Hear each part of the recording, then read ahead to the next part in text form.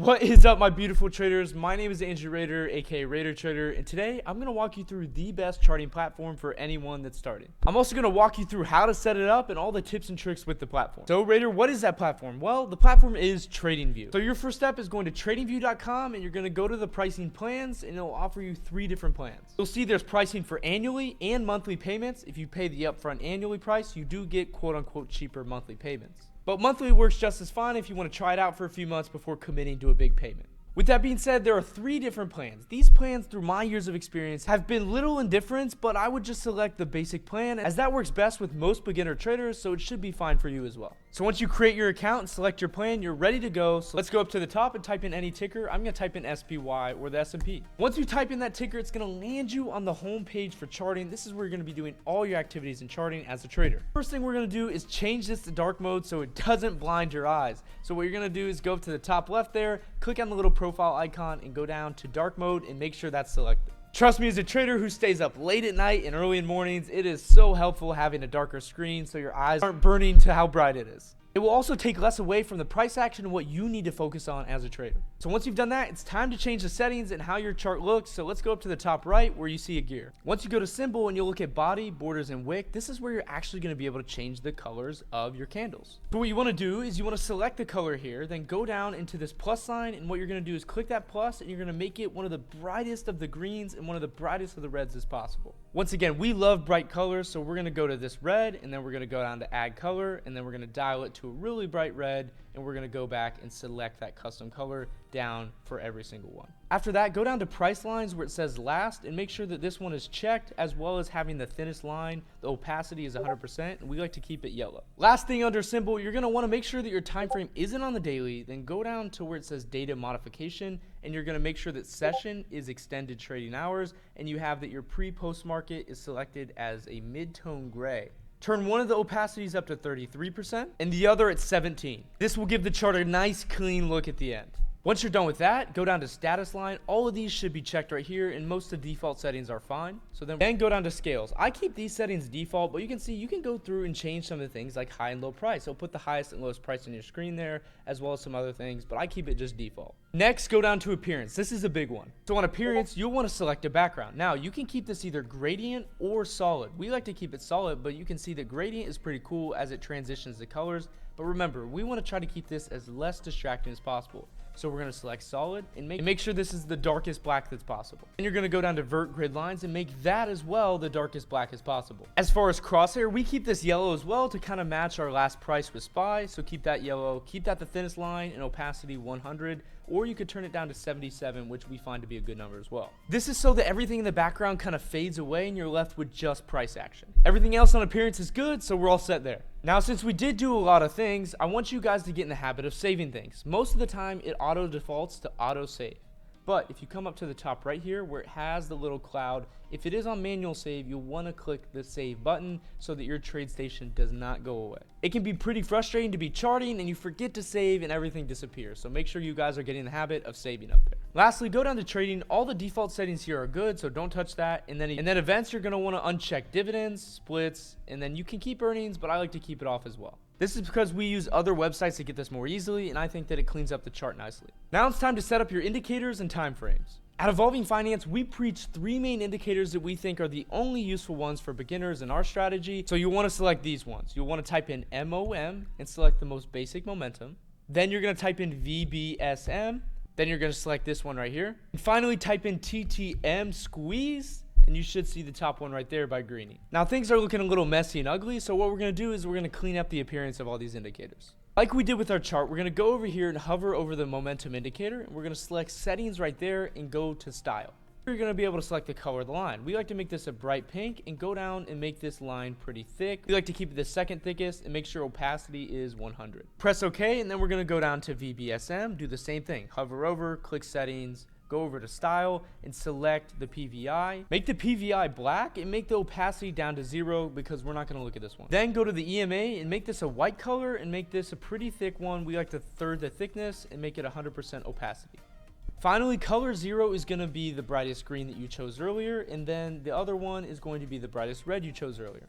And finally, TTM squeeze, go over there, hover over settings, go to style, and we're going to make sure that plot 1 is unchecked. Plot 2 is going to be the one we want to keep. Change color 0 to a black, and then keep the other one a red. Now that's it for setting up all the indicators. Now what we're going to want to do is move these around to help clean up our screen. So you want to go up here, over to the top right, and you're going to see a little arrow. Click that, and it will move the indicator up above everything. We're going to move TTM squeeze all the way up to the top, and then you're going to select these bars to drag it so it takes up as little room as possible. You want to keep momentum and VBSM visible here at the bottom. All three of these indicators are going to be important to understanding the strategy that we preach and we believe are the most useful for beginners. So you're going to want to keep these on your charts at all time. But if you don't want to look at them and they're a little distracting, you can always come down to this little eyeball and click it and they will disappear, but stay there. So you can go back and re-hide it so it comes up again.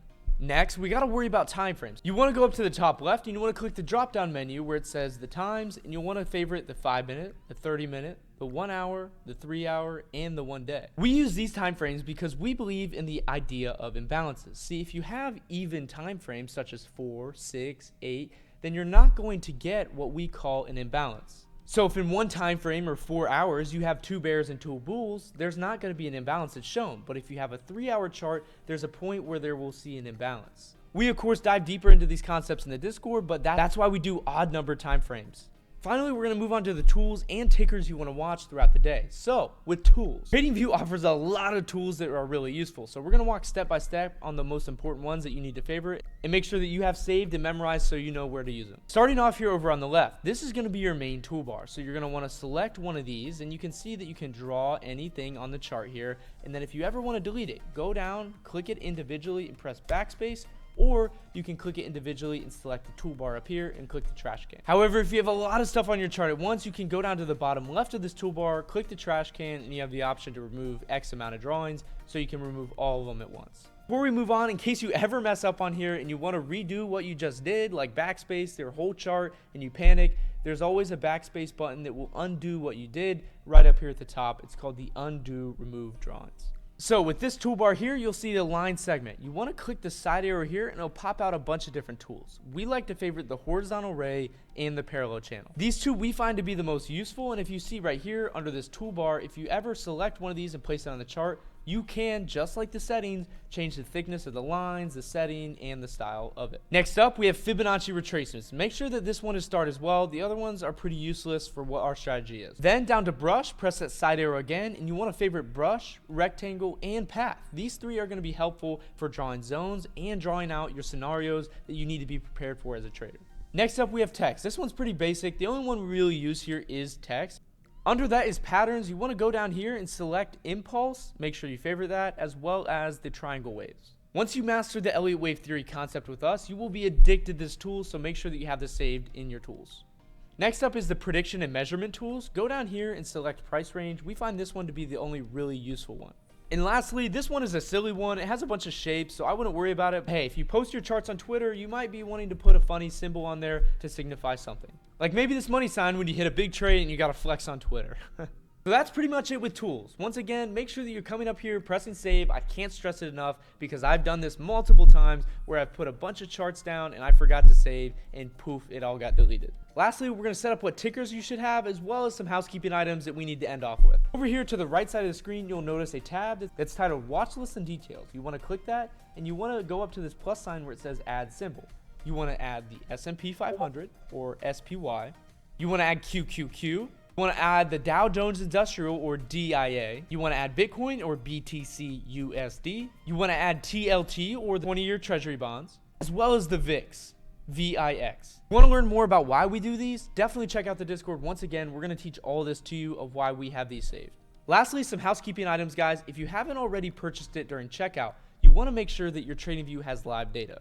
So go up to the top right here and go to Home under your profile and go to Account and Billing. You want to make sure here that you have the real-time data for the exchanges, as by default, TradingView is slightly delayed. Seconds matter in trading, and this is why I stress that you guys make sure that you have this so you don't get caught up in something sticky. That's pretty much it, traders. That's how you set up TradingView. Now we set up things so specific so that you're more uniform with us, as well as having a clean, undistracting chart that will help you in trading and not get distracted. So with that being said, guys, definitely head in the Discord if you got any questions, and of course, ask the mods in there, just at me or someone else, and we'll help you out with setting this up even further if you have questions, and show you some gadgets and tips and tricks more that are more in depth and more advanced. Remember, guys, stay safe, stay healthy, and stay green, and I'll see you guys in the order book.